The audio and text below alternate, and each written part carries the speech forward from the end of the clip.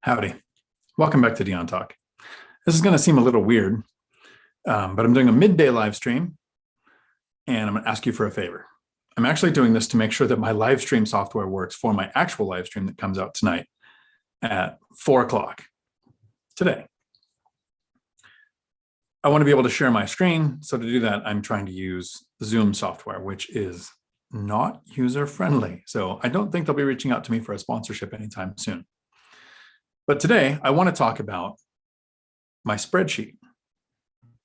This comes up often, and I've shared it with a lot of people. So if you want the spreadsheet from me, I will leave my email in the comment below. And if you reach out, I'll send it to you. It's a very kindergarten, simple way of tracking rental income. And we can make this as complex or as simple as we want.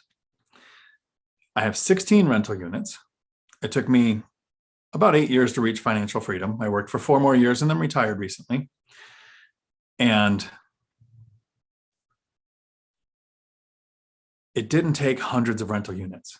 It didn't take a massive team of people. It didn't take me running a property management company. I self-manage my rentals with 16. It takes me about 2 hours a month. And I would say about an hour of that time is making sure the rents were paid. Once I have my systems in place, and for me, those are really simple systems, like having 2 handymen, having the Thumbtack app so I can reach out and find contractors, get quotes and read reviews pretty fast. I don't do things myself. I recently saw a post where somebody said they can't invest because they're not very handy. I might be handy and I might be able to do some things, but I'm super lazy. And I'd rather a handyman earn the money so that I can call them at 10 o'clock at night when I'm in another country or traveling around the country and say, here's a problem, you need to fix it. And they're happy to, because I know that I have them do tasks I could do myself, but they're making money. So I am not sure how this will work in a recording. That's why I'm doing it here instead of in the meeting tonight. I want to share my screen and show you how simple my spreadsheet is.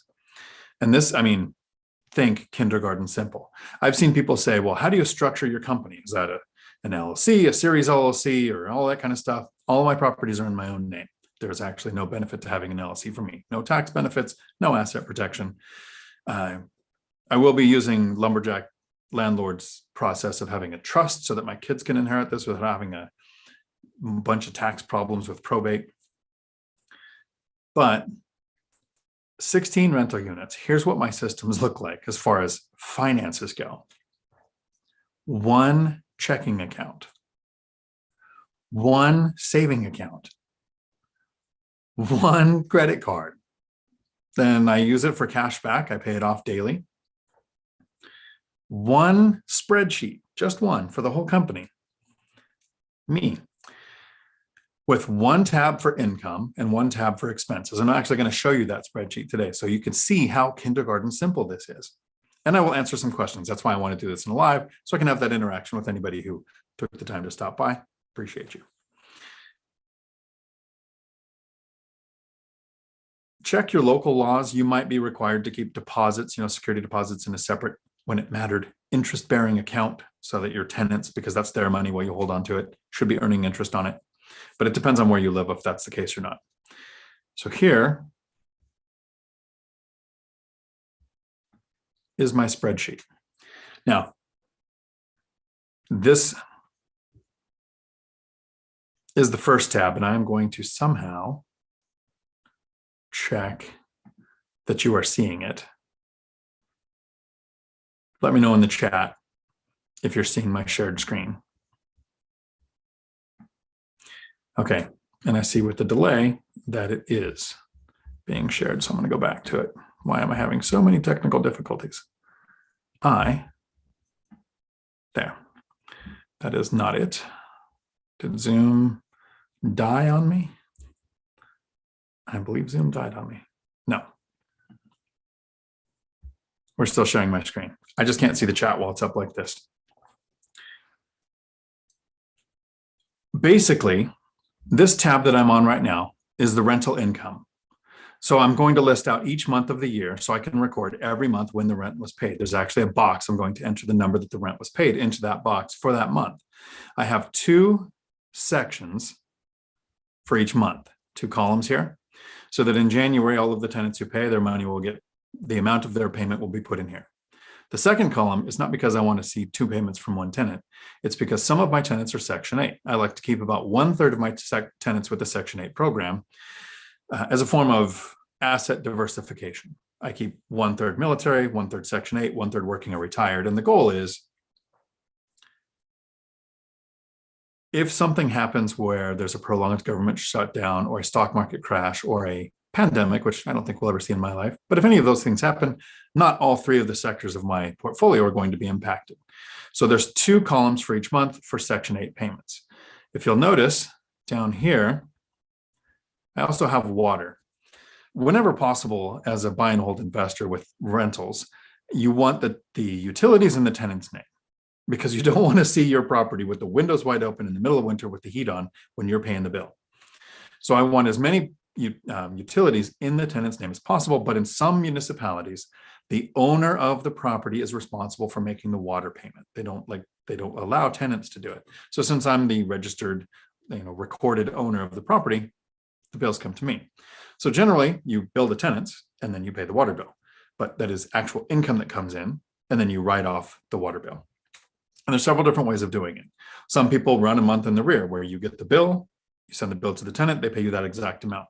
Check locally, because in some places you're not allowed to charge more for water than what you're paying. And in my area, that's not the case. So what I do is I charge a flat rate fee of about $55, because the water bill every month is around $45 to $50. That makes up for the few months in the summer when the water bill does go above $55. I don't have to charge the tenants more. It all balances out by the end of the year. But this is the tab for incoming rents. This is income. And if you have something like coin-operated laundry or another source of income, you would list those out here.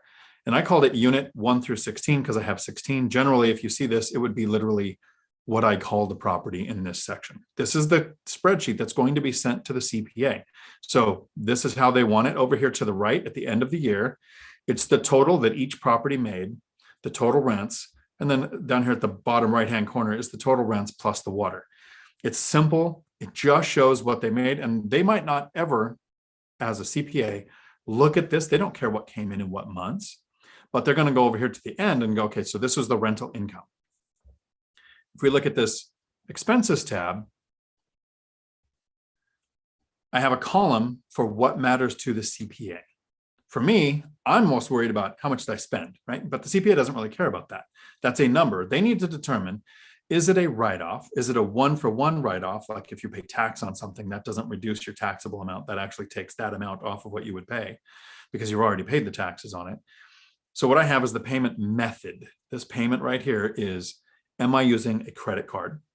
Which credit card? Am I using cash? Was it Apple Pay, Venmo, Cash App? So that I can track, if I'm ever audited, the payment method to be able to provide the receipt. If you don't have an actual receipt, you can have the credit card expense, and they can take that as the proof of payment. I have the date that it was done on, the company, this is the store, the vendor, the contractor. Where was this expense to? So Lowe's, Home Depot is about 90% of my expenses. The price, and the reason you have price and total separate is because the total matters to us. We know how much we spent. What was out of our pocket was the price and the tax. But like I said, your CPA is going to look at the tax you paid as a different metric than the price you paid. So this right here is actually the equation of these two added together so that the total is always those. Some things you don't have tax on. Then I'm going to assign it to. So what property was this expense on? Did you buy a camera for your YouTube channel? Did you take a cruise so you can do clips for your YouTube channel in different locations and then write off a cruise? I'll let you know how that audit goes. And then in the notes section over here, this is where you want to say in detail what it was. If you replace a dishwasher or a refrigerator, that is a different type of depreciation event than if you do drywall repair at your house. All things I don't need to know. Hire a professional. I realize the second you own a rental property, you want a CPA because there are multiple types of depreciation: scheduled, bonused, amortized. Like, I don't know what those words mean. I know they use them. That's why I pay a pro. It really is that simple. The money coming in on one tab, where it came from. I do the month it came in, and this is really just so every month when I receive the rent, I'll notice an empty box. Then I'll know, oh, I haven't seen one of those yet, but that tenant hasn't paid yet. I have looked on the 4th or the 5th if the rent is due on the 1st and it's late after the 5th. By the 4th or 5th, I start thinking, should I send a reminder text to my tenant or just ask them some random question to remind them that I exist because it's been 30 days since we've interacted? So this was me sharing my spreadsheet. As simple as it is. I'm going to look at the chat really quick. Tonight at 4 o'clock, I will be doing a live stream in this fashion. Probably look just as confused as I did today trying out this software. But let me see if there's any questions. Howdy to everybody. Troy, Brian, the cowboy hat. I got the cowboy hat here somewhere. Larry, howdy. Nice.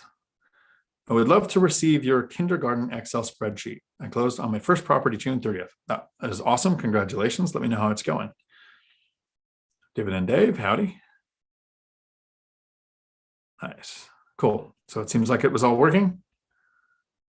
And yes, this was a test to make sure that the Zoom works for tonight. I will see everybody in my live stream tonight. There will become a time when technology doesn't confuse me, but not today. Until my next video, thanks for coming to my Dion Talk.